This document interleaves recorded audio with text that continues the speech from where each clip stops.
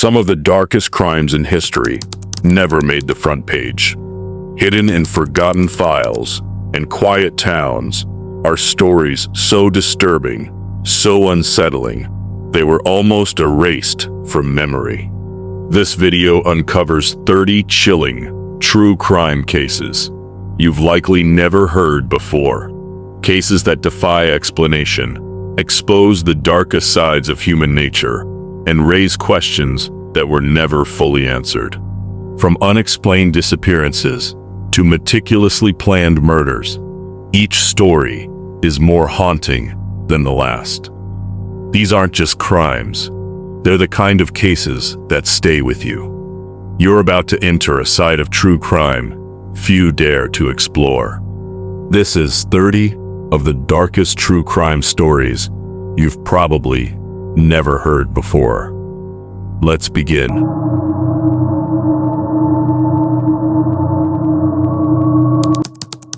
1. The vicious, unsolved murder of 16-year-old Beverly Jarish in Garfield Heights, Ohio, in December 1964.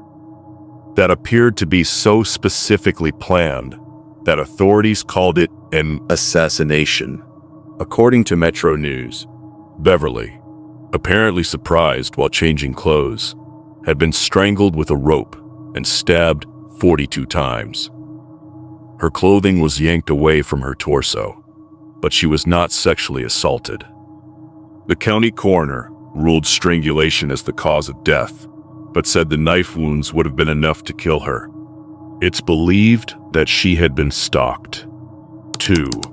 The inexplicable Chen family killings in Guderland, New York, on October 8, 2014, where Jin Feng Chen, his wife, Haiyan Li, and their 2 young boys, Anthony and Eddie, were murdered in their home. It was the first quadruple homicide of a Chinese family in New York's capital region, which has a large Asian American community. The family was brutally murdered, although no one knows exactly how. But rumor has it, they were beaten with hammers. It's very disturbing. The FBI investigated it and everything. Some theories say they were in debt to an Asian mafia, or were cooperating with a human trafficking article being written by the New York Times. But it remains unsolved. 3. The 2020 Nova Scotia attacks, the deadliest mass shooting in Canadian history, where 22 people and some dogs were killed by gunman Gabriel Workman. Workman went on a 12-hour rampage through rural communities before being shot and killed by police. Oh man. Gabriel Wortman collected decommissioned police cars and uniforms, which he used to disguise himself as an officer before carrying out the worst mass killing in Canadian history. He was also my neighbor. I lived right next to his dental clinic. So crazy to think it could have been us. You truly never know. 4. The death of Amber Tuccaro, a Canadian First Nations woman who went missing in 2010 and was last seen hitchhiking near Edmonton. In 2012, her remains were found in the same area. Although authorities have claimed to be looking into the murder, the case is still unsolved. The one that always stresses me is the case in Canada, where a woman took a ride into town from a stranger and realized he was shady and not driving to town. She either left a voicemail or a phone call to a friend, detailing what worlds they were on and asking him where he was going. Her name was Amber Tuccaro, and the audio is online. 5. The brutal murder of Kimberly Cates, a nurse living in Mount Vernon, New Hampshire, in 2009.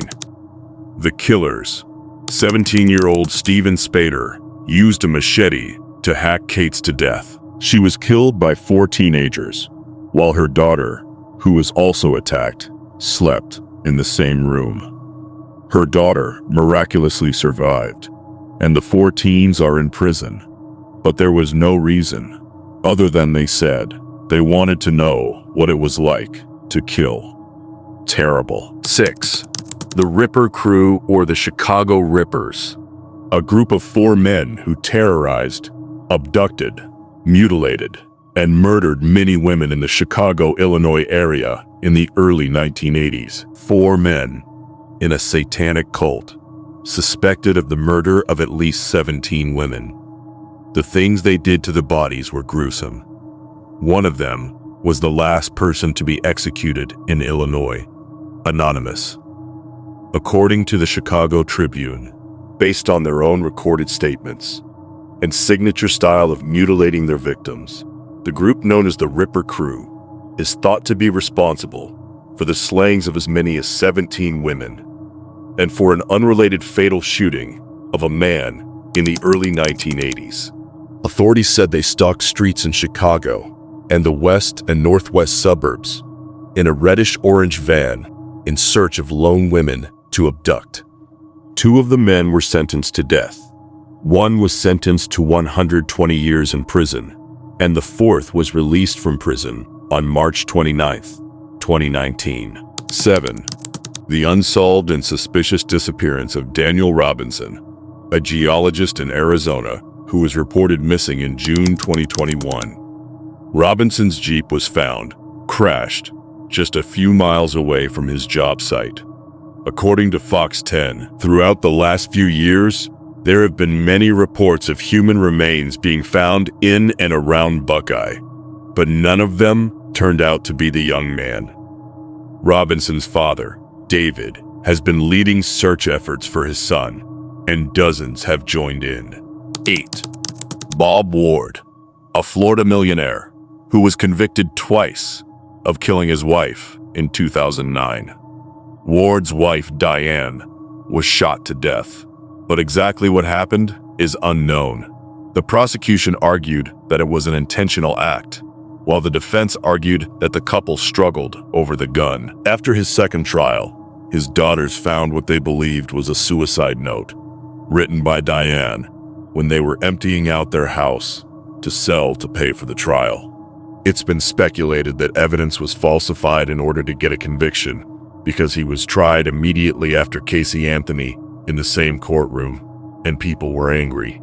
There was no physical evidence saying Bob did it, but no one cares about a rich old white man. Anonymous. According to Fox 35, Ward was originally convicted of second-degree murder in 2011, being sentenced to 30 years in prison. However, the trial judge overturned this verdict, and Ward stood trial a second time. In February 2018, the new jury also found him guilty, but of a lesser charge of manslaughter with a firearm. In June, Ward was once again sentenced to 30 years in prison. 9. The brutal Robinson family murders, also known as the Goodhart murders, that happened on June 25, 1968, near Goodhart, Michigan. The Robinson family, Richard, his wife Shirley, and their 4 children, Richie, Derry, Randy, and Susan, were shot and killed while on vacation in their Lake Michigan cottage. According to Michigan Live, a couple and their 4 children were systematically hunted down as they vacationed in their cottage near Goodhart in the summer of 1968. They were shot one by one. Some were also bludgeoned, possibly with a claw hammer. The youngest victim was the family's only girl, just 7 years old. There is no mystery behind the Robinson family murders. They say the prime suspect identified by police was the only real suspect, a man who killed himself as police were preparing to arrest him on 6 counts of murder in 1973. 10. The 2011 Zanesville, Ohio animal massacre, where the owner of an exotic animal farm released the captive animals, including rare tigers, lions, and bears, and then died by suicide. Nearly 50 of the animals were shot and killed as a result. I don't know if this is technically a crime, but in 2011 in Zanesville, Ohio, a guy who owned dozens of exotic animals released them all to wander the town and then shot himself. His body was found partially gnawed, and the sheriff's department hunted the animals. People from out of state always think I'm making this up, until I show them the Columbus Dispatch article about it. 11. The gruesome and unsolved triple murder of 3 women, Karen Scarborough, Sharon Lake, and Deborah Frank, at the site of a housing development in Dale City, Virginia, in 1978, that left police perplexed. There was a triple homicide in a model home trailer in Dale City, Virginia, in the late 70s that has never been solved, and I have never heard anything since then about it. The killer or killers have never been found. Anonymous. According to the Washington Post, the 3 women were found lying side by side on the floor of the trailer. Each had been shot once in the back of the head with a handgun. Their purses had been rifled, but there was no sign of struggle or sexual assault. Police theorized that Lake and Frank walked into the trailer to pick up literature on houses in the area and may have stumbled on a robbery or intended rape. But officers say they do not know for sure how the incident turned into a triple slaying. The man who police and prosecutors generally agree is the top suspect in the case was seen in the area of the trailer the afternoon of the killings. They say he contradicted himself in interviews with law enforcement officials, but there was never enough evidence to charge him. 12. The hit-and-run killing of 11-year-old Deirdre Week in Wisconsin on March 24, 1995. A Week had been riding home on her bike when she was hit and killed by a vehicle. She was so close to home that her father heard the crash. Some people believe that there was a huge cover-up in Wood County, Wisconsin. This story definitely needs national attention.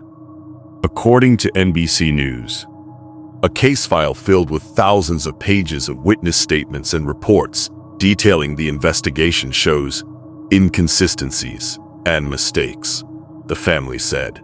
13. The disappearance of teenager Mary Lou Bostwick on July 17, 1972, in Waverly, New York, who was last seen just 3 days before her 16th birthday. Before she disappeared, Bostwick's father dropped her off at a friend's home for a babysitting job. According to authorities, foul play was believed to be involved, and the case remains unsolved.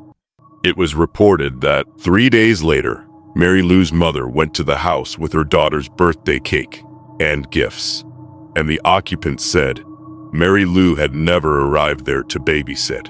However, her belongings were there, including the change of clothes she'd carried in a grocery bag.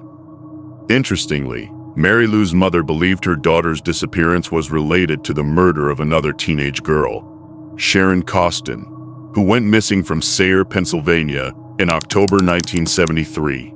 Allegedly, one of the people who testified against Costin's killer is a suspect in Bostwick's case.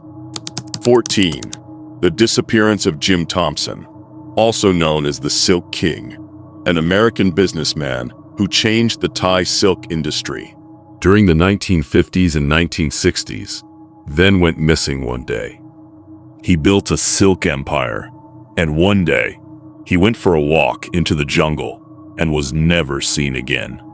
They searched and found no traces that an animal got him, but also no sign of him, and he didn't bring food or water with him. Where did he go? According to a CNN report from 1967, he loved to roam through the jungle, searching for old ruins and occasionally kicking up a Buddha's head.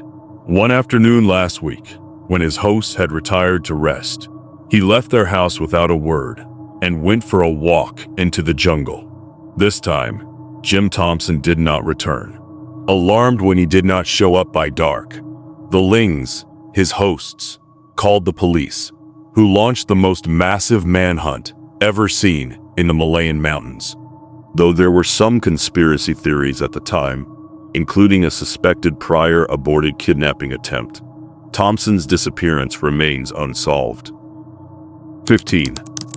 The murder of Junko Furuta, a Japanese high school student who was abducted, raped, tortured, and then subsequently murdered in 1989 by 4 teenage boys. Her case was called the Concrete Encased High School Girl Murder Case because her body was discovered in a concrete drone. She was essentially tortured to death, and upon discovering her story, I had to continuously stop because it was making me physically ill to read about the cruelty that she had to endure. And they did it in the home of one of their parents. But his parents were too scared of him to stop him or go to the police. Nothing happened to the parents. According to Tokyo Reporter, the case became widely known not only due to the graphic nature of the repeated beatings and sexual assaults endured by the victim, but also the perception that the perpetrators received lenient sentences. 16. The unsolved case of the Mad Butcher of West Virginia, a suspected serial killer active in the Fayette County area in the early 1960s, who was never identified. According to West Virginia Explorer, to this day, no one has identified who murdered at least some of 7 people who went missing in the area in 1962 and 1963, though body parts were found across southern West Virginia. Officials have never been able to find enough evidence to charge anyone, nor have they ever determined whether the murders popularly attributed to the butcher were committed by a single killer. 17. The disappearance of 12-year-old Selena Mays, who was also 9 months pregnant when she went missing in December 1996. Although there have been hundreds of leads in the decades since, the case remains unsolved. According to the Burlington County Times, one of the first angles police looked at was identifying the father of Selena's child. Family members claimed she never revealed who got her pregnant. In fact, her father, C.J. Mays, said she became upset when she learned blood tests done on the baby could lead to the identification of the baby's father. Mays said his daughter told him the father was 16 and not a member of their church. In an effort to prevent certain rumors from spreading out of control, Mays submitted to the police that he had gotten a vasectomy years before. His doctor confirmed this. Despite Selena's age, the family objected to an abortion because of their faith. Amplifying the urgency to find her was the fact that due to her being so young, she likely wouldn't have been able to perform a vaginal birth and would have needed a cesarean section. 18. The Oakland County Child Killer, aka the Babysitter Killer, who was active in Oakland County, Michigan between 1976 and 1977. The unidentified perpetrator, or perpetrators, is responsible for kidnapping, holding captive, and then violently killing at least 4 children. According to WDEV Local 4 News, there are 4 children police consider confirmed victims in the Oakland County child killer case. Mark Stebbins, 12. Jill Robinson, 12. Christine Mihalik, 10. And Timothy King, 11. Police believe only the boys had been sexually assaulted. The cause of death in 3 of the cases is listed as suffocation, but Jill Robinson was murdered with a shotgun. Open parentheses. Period. Close parentheses.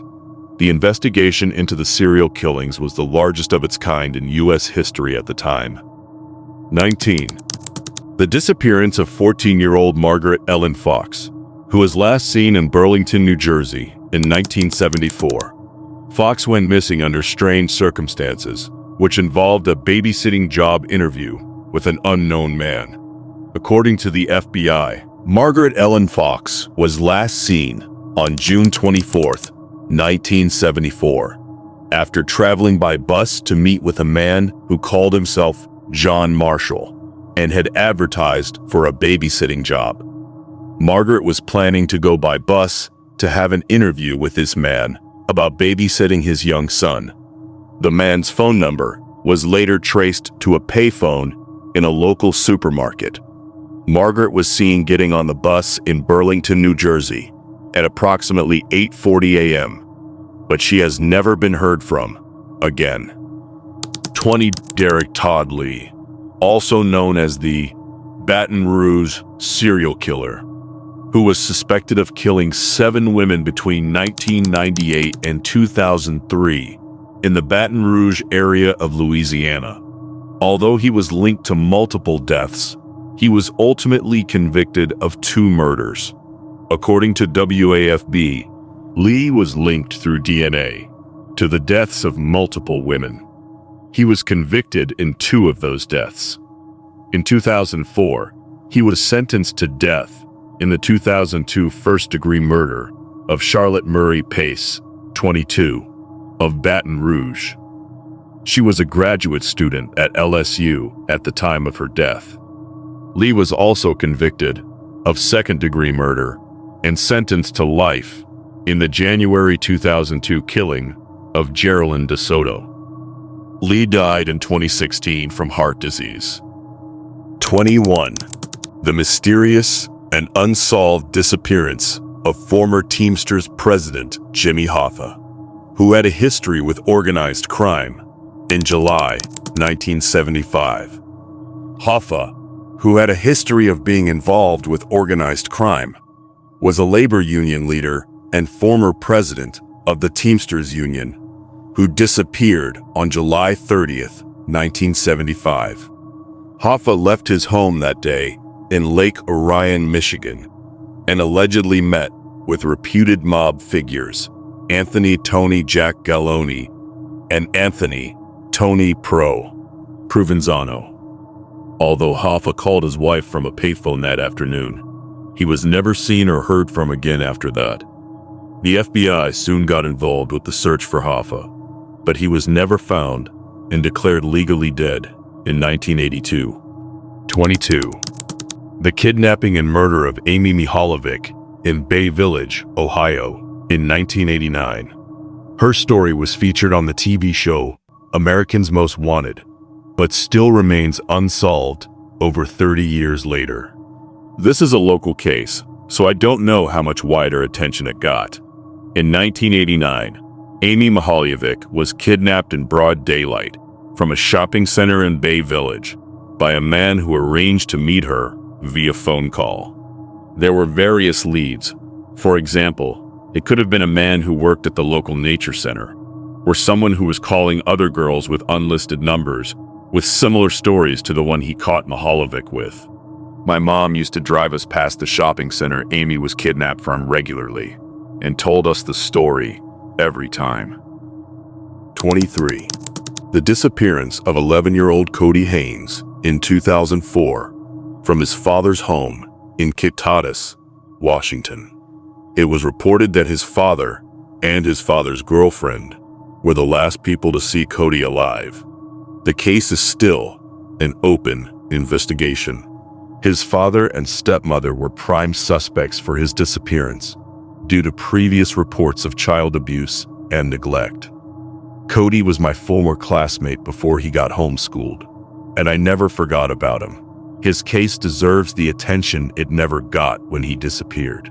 I just wish he will be found someday. 24. Ivan Milat, aka the Wolf Creek serial killer, who was convicted of killing 7 people near Sydney, Australia, between 1992 and 1996. Milat's crimes inspired the 2005 horror film, Wolf Creek. The Wolf Creek Murders in southwestern Virginia from 1979 to 1981. Anonymous. According to CNN, the victims were stabbed, shot, or beaten to death, with one decapitated. Their decomposed remains were discovered in the remote Belongo State Forest, 138 kilometers, 85 miles, from Sydney, between 1992 and 1996. Milat was ultimately identified by 24-year-old British backpacker Paul Onions, who escaped a car when a gun was pulled on him near Belongo State Forest. Milad, who never confessed to the crimes, despite a wealth of forensic evidence against him, died in October 2019 after spending more than 20 years in prison. 25. The grisly murder of 8-year-old Sandra Cantu in Tracy, California in 2009. After going missing, Cantu's body was found inside a suitcase in an irrigation pond. A former Sunday school teacher was later charged with her brutal murder, which involved poisoning and homicidal asphyxiation. Being from Northern California and growing up not far from the city it happened in, the one that I find most disturbing is the Sandra Cantu murder from 2009. It was so horrific, I will not detail it here. On the night of March 31st, 2006, Schaffer went out with friends to celebrate the beginning of spring break. Later, he was separated from them, and they assumed he had gone home. However, a security camera near the entrance to a Columbus bar recorded him briefly talking to two women just before 2 a.m. on April 1st, and then apparently re-entering the bar without any evidence of him leaving the area. Schaffer has not been seen or heard from since. 27. The strange and unsolved disappearance of Leah Roberts in Bellingham, Washington in March 2000. Roberts had only just left home in North Carolina days earlier. The disappearance of Leah Roberts isn't a well-known one, but is so strange. She left her home in North Carolina without telling anyone and drove across the country. Her car was found crashed on a mountain highway in Washington state, where I live, and she was missing. Years later, they finally investigated her car and found the engine had been tampered with to cause an accident. There was surveillance of her speaking with a couple of men at a bar shortly before she disappeared. Nathaniel Bar Jonah, a convicted child molester and suspected serial killer who was believed to have engaged in cannibalism. Bar Jonah was convicted of attacking several young boys in Massachusetts in the 70s, but was released in 1991. He later moved to Montana, where he was eventually convicted in 2002 of the kidnapping and assault of a 15-year-old boy and his 12-year-old cousin in 1998 and 1999. I am shocked that more people don't know about him. Just look him up. It's wild the things he did and got away with. I mean, there are stories of him cooking people and serving it to neighbors. Left, right, center.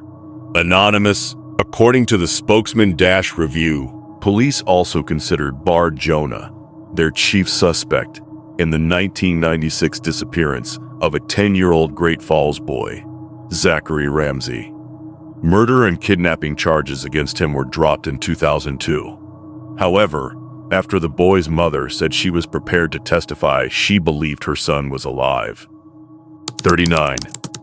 The Phillip Island Murder Mystery, where 23-year-old Beth Barnard was found brutally murdered on Phillip Island in Australia in September 1986. Beth's body was found with an A in her mouth, carved into her chest, and she was allegedly having an affair with a man named Fergus Cameron. Not long after, Fergus's wife Vivienne disappeared and has not been seen since. Who killed Beth Barnard? Where is Vivienne Cameron? Is she dead too? What happened that night? What is Fergus Cameron not telling us? I have so many questions and will probably never find out, but I've never been more perplexed about an unsolved crime. 30. Finally, the killing of Henryk Siwiak, a Polish immigrant who was shot and killed in New York just hours after the two planes struck the Twin Towers on September 11th. Siwiak had been on his way to a new job that night, but was given the wrong directions in a neighborhood known for heavy drug use and gang involvement. Siwiak was engaged by a group and shot dead. He was fatally shot in New York, just before midnight. Unfortunately for him, he just so happened to be murdered on September 11th, and police resources that day were too occupied with the terrorist attacks to investigate his death. His case remains unsolved to this day.